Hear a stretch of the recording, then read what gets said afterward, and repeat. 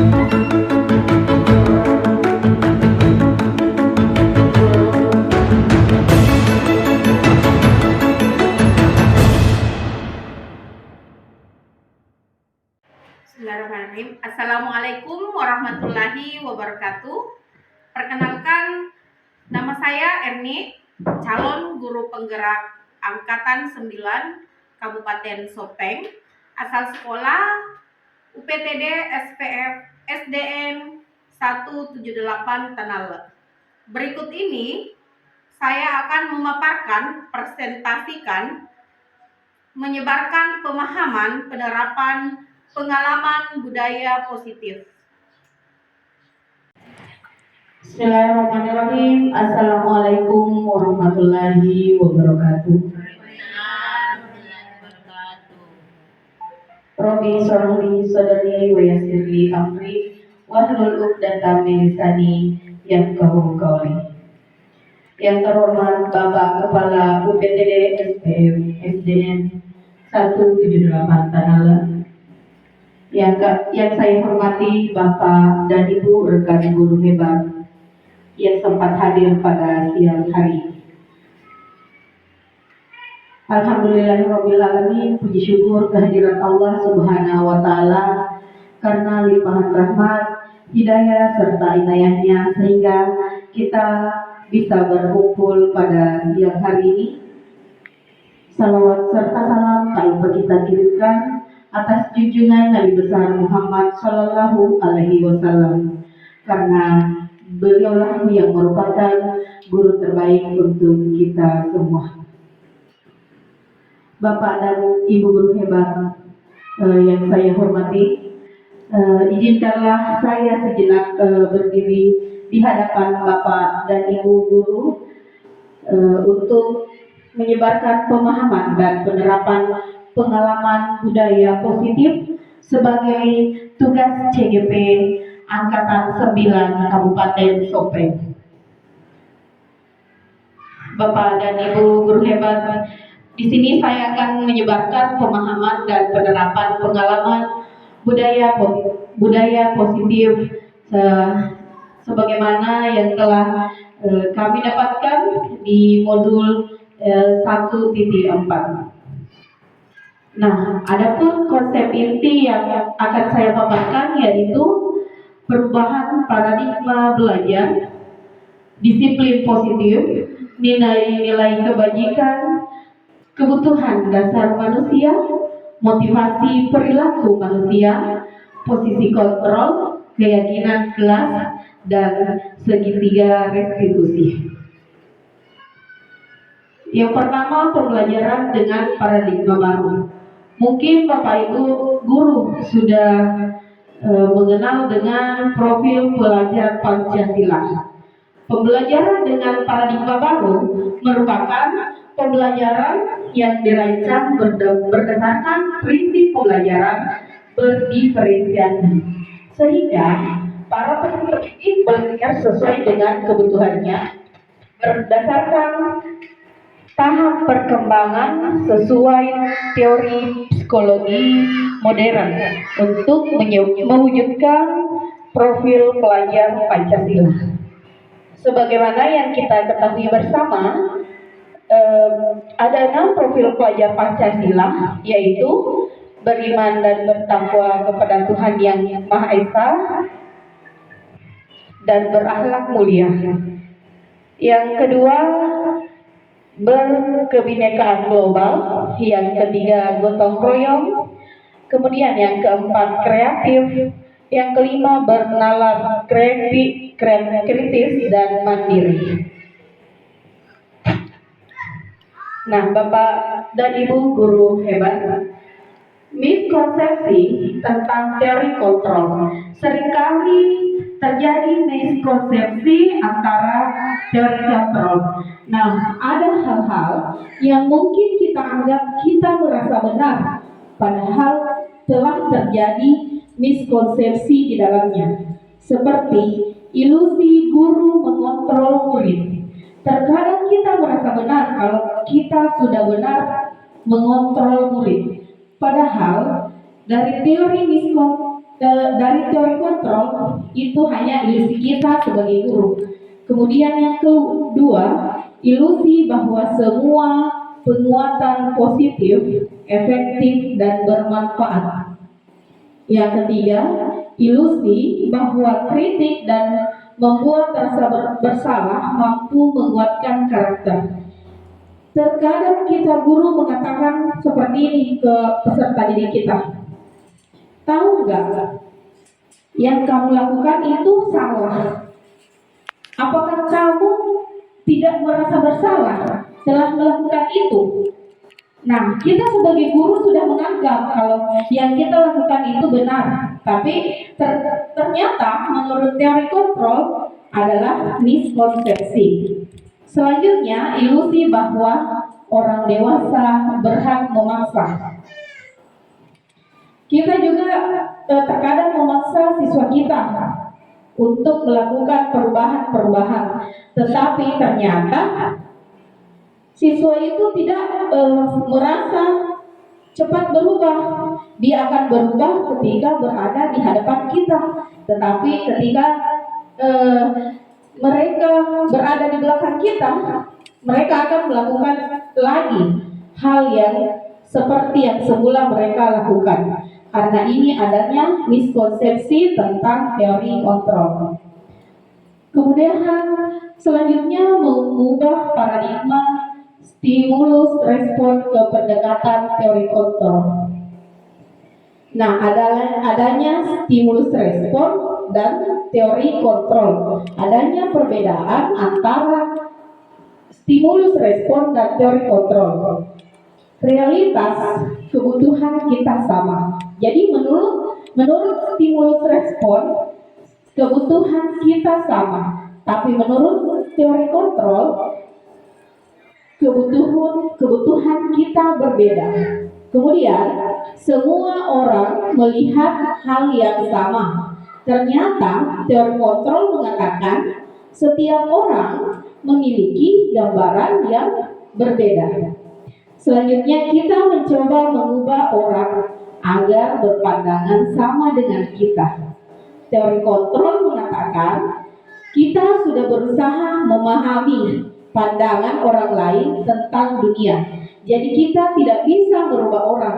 Kita hanya bisa berusaha memahami dan memberikan pandangan kepada siswa-siswa kita bahwa yang mereka lakukan salah. Kita tidak langsung bisa merubahnya. Kita hanya bisa mengarahkan dan terus mengarahkan. Kemudian perilaku buruk dilihat sebagai suatu kesalahan.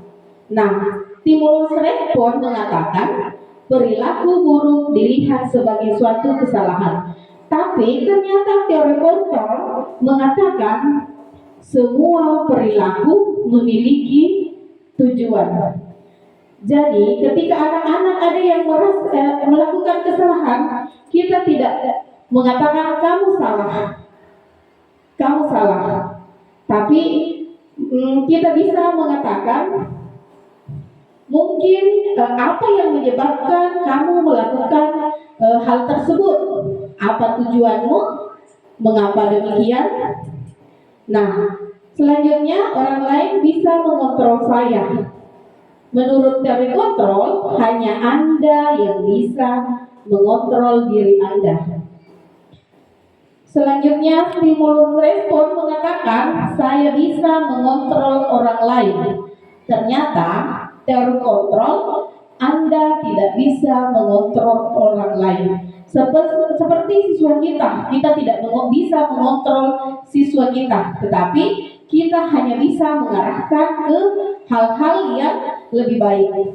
Selanjutnya, pemaksaan ada pada saat bujukan gagal. Nah, menurut teori kontrol, kolaborasi dan konsensus menciptakan pilihan-pilihan baru. Kemudian model berpikir menang dan kalah.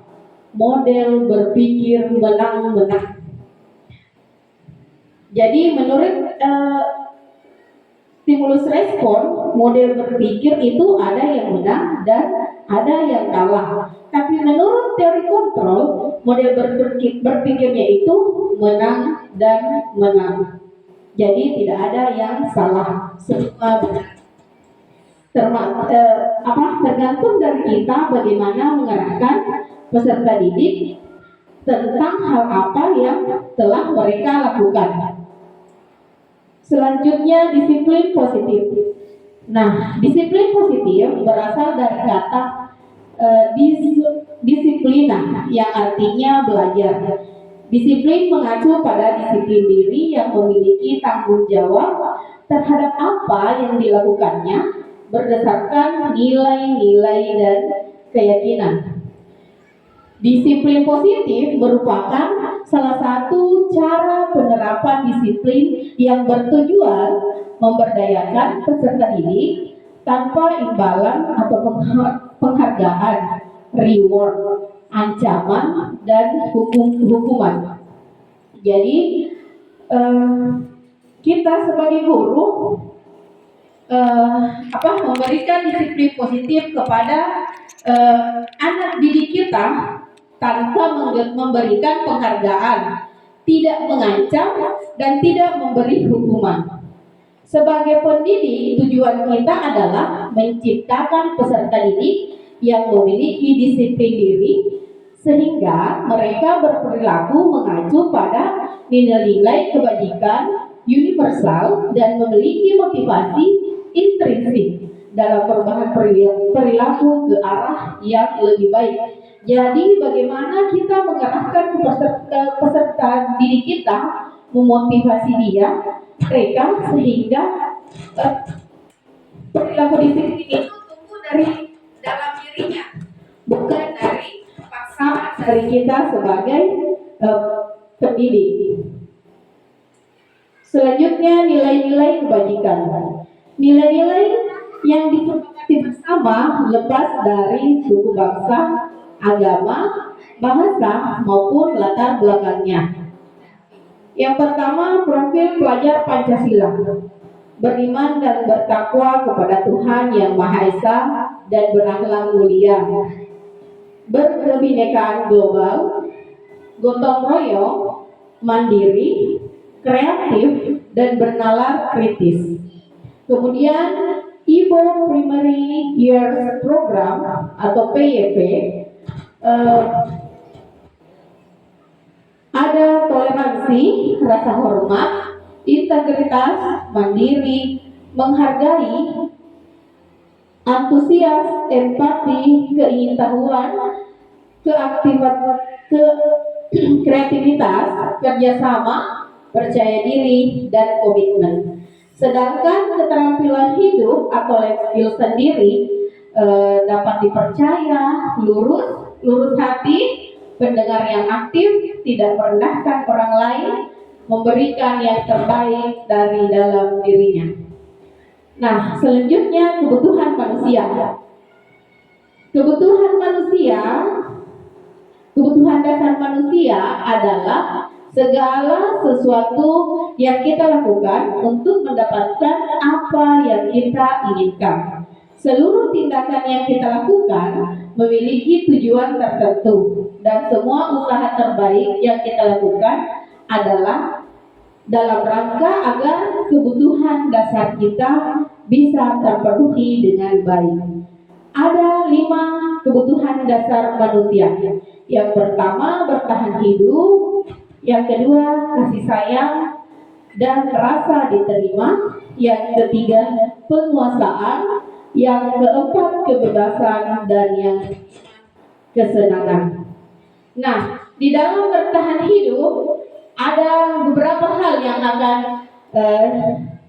yang menjadi patokannya, yaitu makanan, pakaian, tempat tinggal, keamanan, dan kesehatan.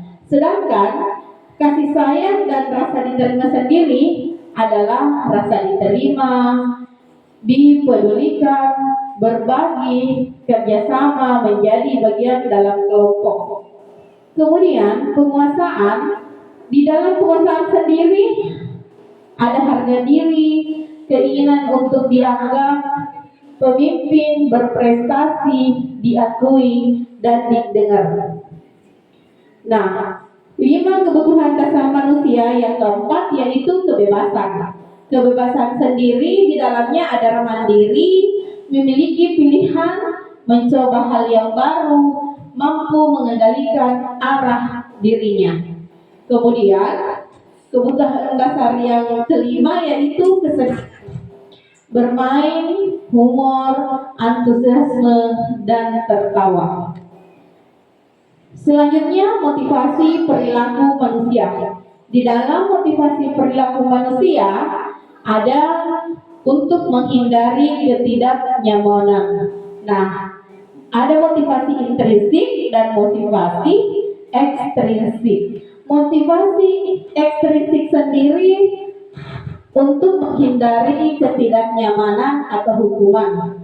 Kemudian yang kedua untuk mendapatkan imbalan atau penghargaan dari orang lain. Sedangkan motivasi intrinsik yaitu untuk menjadi orang yang mereka inginkan dan menghargai diri sendiri dengan nilai-nilai yang mereka percaya.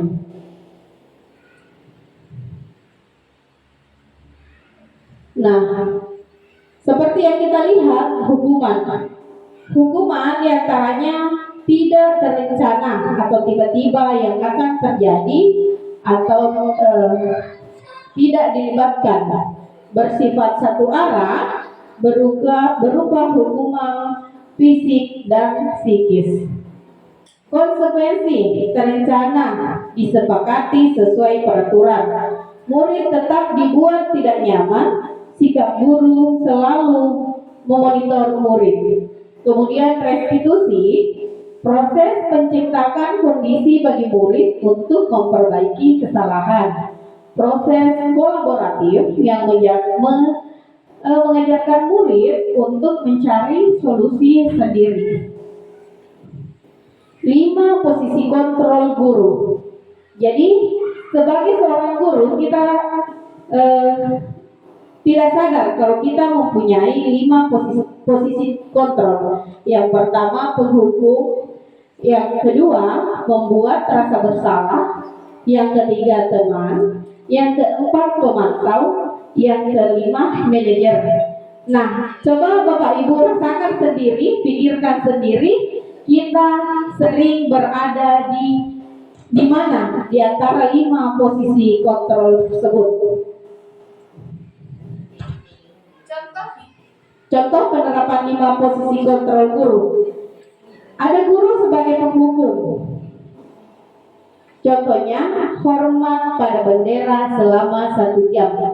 Jadi, ada guru yang memberikan hukuman hormat pada bendera selama 1 jam. Kasusnya, siswa tidak memakai atribut lengkap saat upacara bendera. Jadi kasusnya siswa tidak memakai atribut lengkap saat upacara bendera. Contoh, guru sebagai penghukum, dia akan menghukum siswanya dengan memberi perintah hormat pada bendera selama 1 jam. Kemudian yang kedua, guru sebagai pembuat merasa bersalah. Nah, kata-kata yang sering muncul dari guru yang membuat merasa bersalah adalah, berapa kali ibu dan bapak harus memberitahu kamu? Kamu selalu saja mengecewakan ibu dan bapak. Nah, disitulah anak akan merasa bersalah atas kata-kata apa yang kita katakan. Kemudian selanjutnya, guru sebagai teman. Ayo dong ikuti arahan aturan sekolah. Tolong bantu ibu dan bapak ya. Kali ini ya sudah tidak apa. Kali ini ya sudah tidak apa-apa. Lain kali jangan sampai berbuat seperti ini lagi ya. Kemudian guru sebagai pemantau. Guru sebagai pemantau, kamu sudah melanggar peraturan sekolah. Kamu tahu konsekuensinya. Setelah upacara, kamu beli atributnya ke koperasi dan jangan diulangi lagi. Inilah guru sebagai pemantau. Dan terakhir, guru sebagai manajer. Nah, kata-kata sebagai manajer Apakah kamu tahu kesalahanmu? Kira-kira bagaimana kamu memperbaiki kesalahanmu? Nah, inilah kata-kata guru yang bertindak sebagai manajer. Nah, sekarang mungkin Bapak Ibu guru bertanya-tanya, posisi kontrol apakah aku? Ketika saya mengatakan saya kecewa sekali dengan kamu.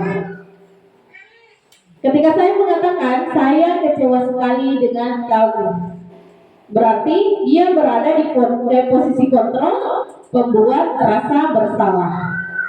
Selanjutnya, kamu tidak pernah benar melakukannya. Apa rencanamu untuk menyelesaikan masalah ini? Nah, ini posisi kontrol sebagai manajer. Selanjutnya, ayolah lakukan demi Bapak dan Ibu guru ya. Ya, ini posisi kontrol sebagai teman. Kamu tidak pernah mendapatkan nilai jika mengerjakan tugas.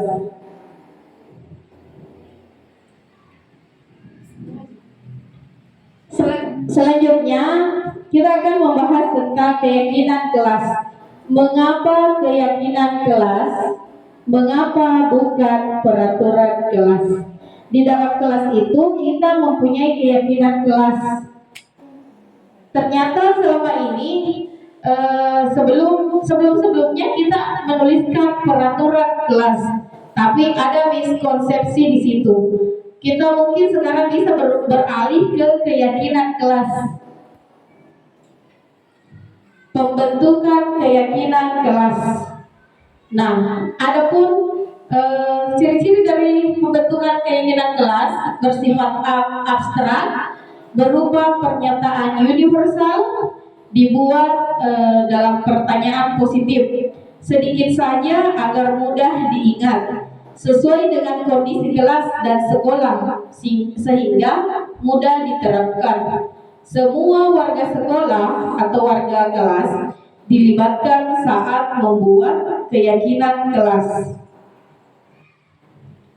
Dan yang terakhir, segitiga restitusi. Segitiga restitusi adalah suatu proses atau dialog yang dijalankan oleh guru agar dapat menghasilkan murid yang mandiri dan bertanggung jawab. Di dalam segitiga restitusi ada 3 tindakan: menstabilkan identitas, ada validasi tindakan yang salah, kemudian menanyakan keyakinan. Menstabilkan identitas. Berdasarkan prinsip membuat kesalahan adalah bagian dari proses pembelajaran.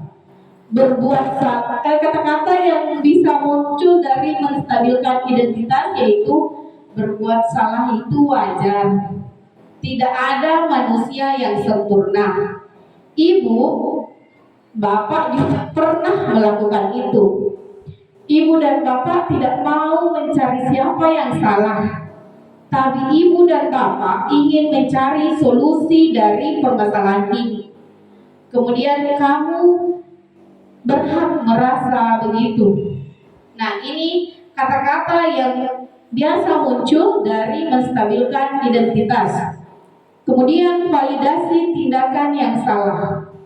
Berdasarkan prinsip setiap perilaku berupaya memenuhi suatu kebutuhan tertentu. Kamu pasti punya alasan mengapa melakukan hal itu. Padahal kamu bisa melakukan yang lebih buruk dari ini ya. Kamu patut bangga karena telah melindungi sesuatu yang penting buat kamu. Kamu melakukannya karena mempertahankan sesuatu yang penting bagimu. Kemudian menanyakan keyakinan. Berdasarkan prinsip teori kontrol bahwa pada dasarnya kita termotivasi secara intrinsik. Nah, coba Ingat apa keyakinan kelas kita, nilai-nilai apa yang telah disepakati bersama. Seperti apa gambaran sebuah kelas yang ideal? Menurut kamu, kamu ingin menjadi orang yang seperti apa? Nah, inilah kata-kata yang muncul ketika kita menanyakan keyakinan kepada siswa. Nah, di sini saya memberikan contoh penerapan segitiga restitusi.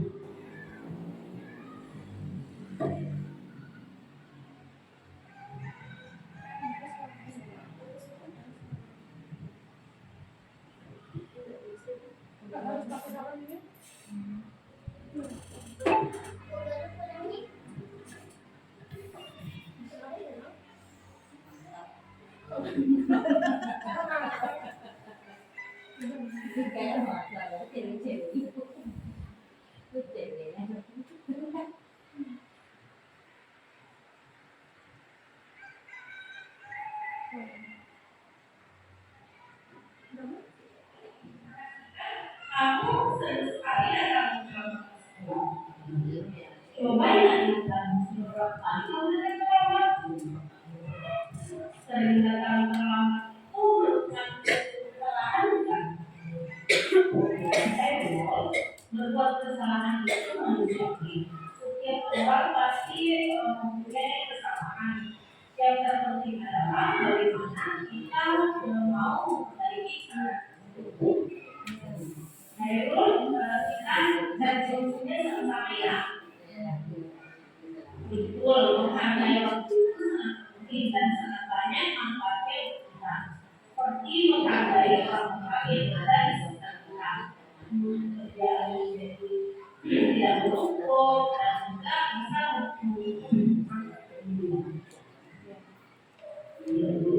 bisa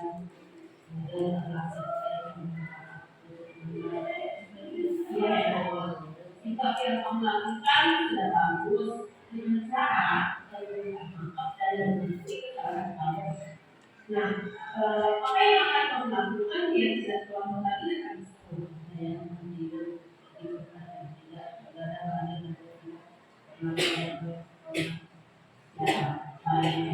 kamu sudah membuka hidupnya dan ibu akan bekerjasama dengan orang tua kamu agar kamu tidak terlambat.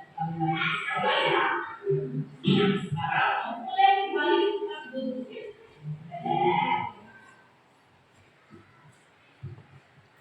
Nah, inilah tadi contoh penerapan segitiga restitusi, di mana seorang siswa sering datang terlambat ke sekolah. Jadi kita tidak langsung mengatakan kamu salah, kamu sering datang terlambat, tetapi ada beberapa tindakan yang kita lakukan, seperti menstabilkan dulu identitas, memvalidasi tindakan yang salah, kemudian menanyakan keyakinan. Dan terakhir penutup, dalam penerapan program disiplin positif, hendaknya guru memiliki standar kepribadian profesional dan sosial yang baik, di mana guru mampu merefleksi dirinya dalam posisi kontrol saat ini. Bagaimana perjalanan dirinya sebagai amo atau manajer yang menuntun murid-muridnya menjadi insan yang mandiri, merdeka, dan bertanggung jawab sesuai dengan standar nasional pendidikan. Terima kasih. Demikianlah tadi Bapak dan Ibu guru hebat, disiplin positif yang telah saya rancang sebagai tugas calon guru penggerak Angkatan 9 Kabupaten Sopeng. Dan untuk mewujudkan disiplin positif ini, saya memohon kerjasama dari Bapak dan Ibu guru. Semoga disiplin positif ini bisa dilaksanakan di sekolah kita. Lebih dan kurangnya mohon dimaafkan. Wabillahi taufiq wal hidayah. Wassalamualaikum warahmatullahi wabarakatuh.